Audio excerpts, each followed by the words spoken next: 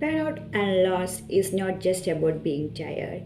It's in which you're mentally and physically drained, and even the simple task may feel like impossible. To be on, whether in your job or in your school or anywhere, you are always pushing yourself to the limit without even being realizing it. So in this video, we're gonna find out what are the real reason behind this and how you can stop this. First off, realize that it's just a stage in your life. It's not going to be a forever state. It's quite natural that sometimes we feel exhausted, lost, and overwhelming. But if it becomes a constant cycle, you have to analyze that why this occurring so often. There are many reasons behind this. One of them are the guilt of taking rest. In today's world, we have been taught to glorify being busy. So if you are not being productive or if you are not constantly working, you assume that you are doing something wrong. So whenever you take rest, you feel like I'm wasting my time. So you push yourself beyond the limit.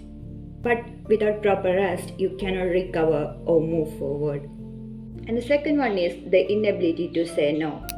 Saying yes to everyone and everything may feel like the right thing to do because you don't want to disappoint anyone, or maybe because you want to seem as reliable. And eventually that will cause burnout. And the third one is perfectionism and high expectation. Unrealistic expectation and perfectionism end up in feeling lost and burnout. Because no matter how hard you work, you never feel like enough.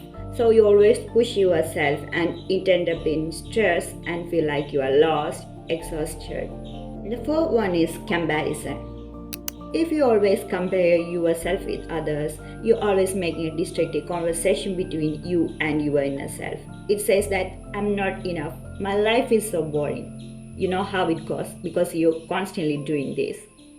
While you are doing this, you will never be satisfied with what you have and you take everything for granted. So these are the main reasons we feel lost and burnout. And let's figure out that how can we control this. The first one is slowing down. Slowing down doesn't mean that you are falling behind or you are giving up. It means that you give your mind and your body time to relax and recover. And you are regaining the energy that you are running empty without. And slowing down improve your focus. Instead of juggling million things at once, actually you can prioritize. And while you are focusing one thing at a time, you are not just being productive.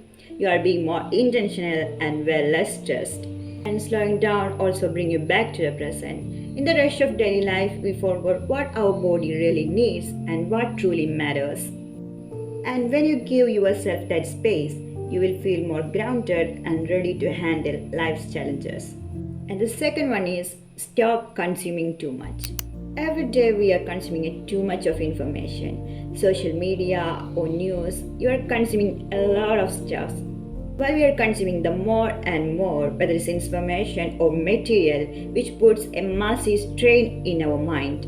We think we are relaxing while scrolling and consuming this bunch of things, but actually it adds up stress to our mind and which end up in burnout and mental fatigue.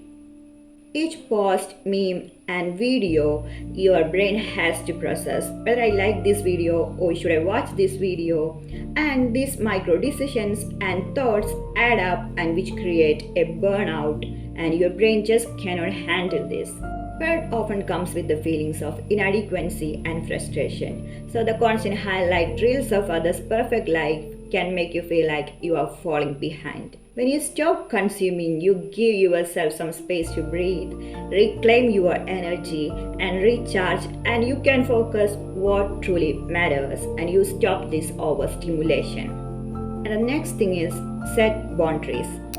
First off, setting boundaries means deciding what you will and won't tolerate. It's like saying no whenever you need and protecting your energy. Burnout happens when we say yes to everything and everyone because you are overloading yourself and you do not get the time to recover and rest. And saying no doesn't mean that you don't respect them or it's not selfishness. It means that you are prioritizing yourself and you are respecting your limits. And the next one is do the real things. I'm damn sure that you don't want to do any of the things I'm going to mention. It's obvious that you don't want to do this kind of stuff and you want to distract yourself from the reality. So just hear this out and force yourself to do these things. And there is a bonus, you only have to spend 5 minutes out of your 24 hours. The gratitude, meditation, yoga, breath work, and journaling. 1 minute for each of these activities. So you have to spend 5 minutes in a day. You can practice 3 things in the morning and 2 things in the night. So 3 minutes in the morning and 2 minutes in the night. While you are doing yoga, a full session or a simple stretch, it releases the stress that is stored in your muscles.